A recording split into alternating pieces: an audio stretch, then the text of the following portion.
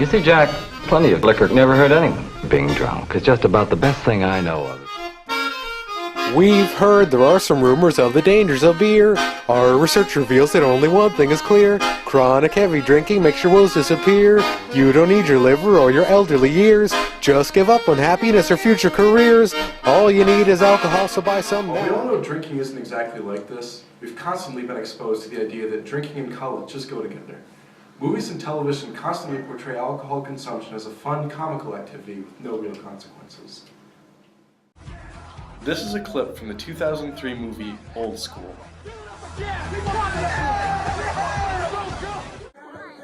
The feeling of carelessness carries over to real life. Here's a video clip of one of your Geneseo classmates funneling a beer. Let's go, Drew! Yo, pussy! Does this look familiar? Oh, he gets it! Woo! Here's some statistics. About 4 in 5 of all college students drink, including nearly 60% of students age 18 to 20.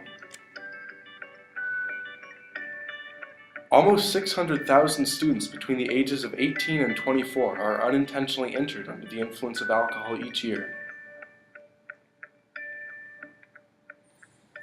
It's estimated that 25% of college students report academic consequences of their drinking, including missing class, falling behind, doing poorly on exams or papers, and receiving lower grades overall.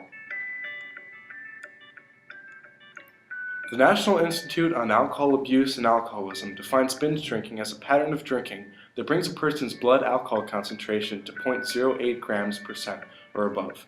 This typically happens when men consume 5 more drinks and when women consume 4 more drinks in about 2 hours.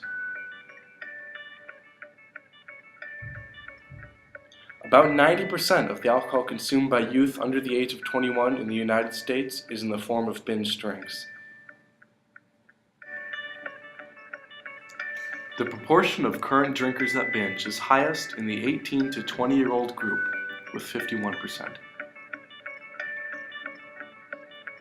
Perhaps the most striking statistic of all is that each year over 1,800 students die of alcohol-related problems. How does this affect Geneseo? Here's some live footage at a party in Geneseo. 3, 4, 5, 6, 7, 8, 9, 10, 11, 12, 13, 14, 15, 16, 17, 18, 19, 20, 21, 22, 23, 24, 25, 26. Kids leave parties overly inebriated, putting not only themselves at risk, but the Geneseo population. Townsfolk are afraid not only for themselves, but for the damage that these drunks do to the public and private property.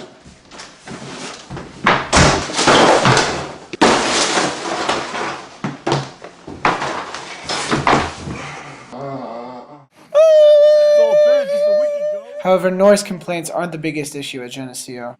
Daniel Weck quietly appeared in Livingston County Court last week, pleading guilty to taking part in the drinking activities that ultimately led to the death of fellow student Armin Partamian. Weck pled guilty to unlawfully dealing with a child and will have to spend weekends at the Livingston County Jail for the next 3 months. We met with Caitlin, the girl who called the police for Armin the night he died, to discuss his last evening. Armin started drinking at 10 in the morning and had continued all day until the time that Caitlin saw him at 10 o'clock that night. Armin was being hazed as part of pledging for the Pigs Drinking Club. It was clear that he was intoxicated, and things only got worse when he started throwing up from being forced to drink a bottle of vodka. Caitlin had wanted to call the cops, but her friends made her feel stupid for wanting to get involved. It wasn't until later that night Caitlin called the cops, although nobody took it seriously. Both the university police and 911 didn't respond well. After puking, Armin passed out and was left by a student to sleep off his alcohol in a bedroom. The next morning, Armin was found dead by a different student, and cops finally came. So what needs to change? Police tactics? We also interviewed the chief of the Geneseo Police Department, Eric Osganian. He told us that police patrol tactics haven't changed since Armin's death, but it's just more visible. The police receive a $20,000 grant to fight alcohol-related crimes, $10,000 of which is used to have more patrols on the weekends.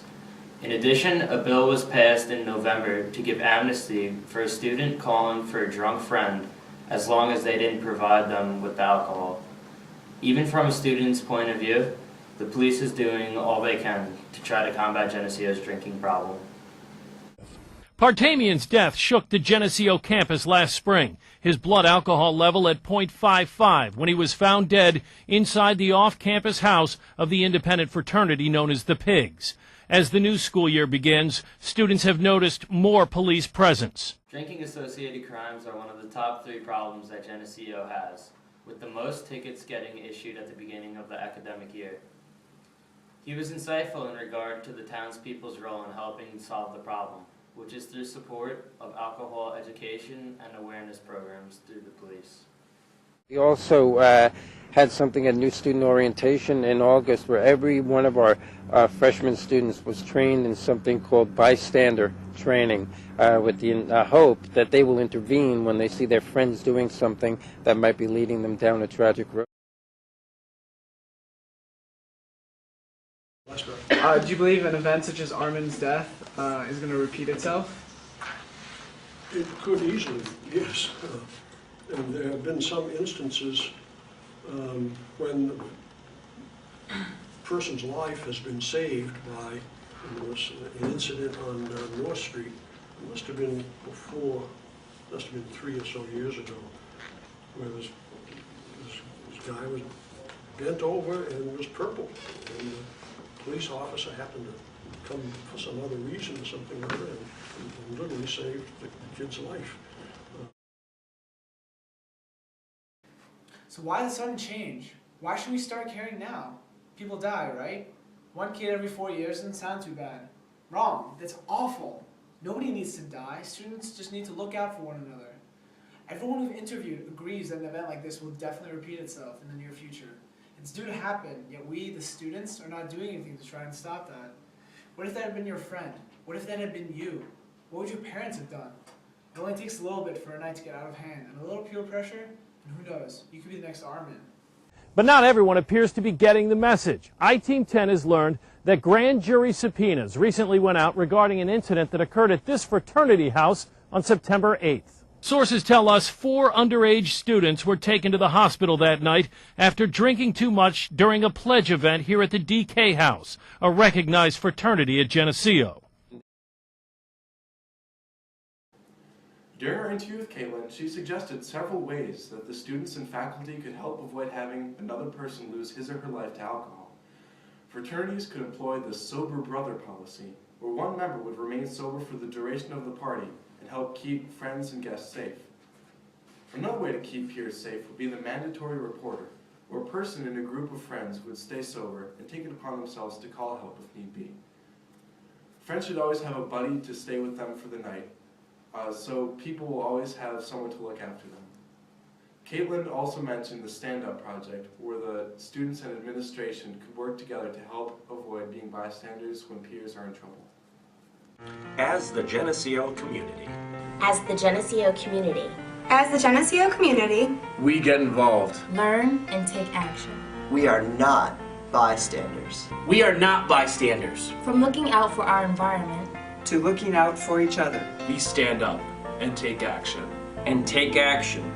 When one member of our community is diminished, the entire community is diminished. We stand up.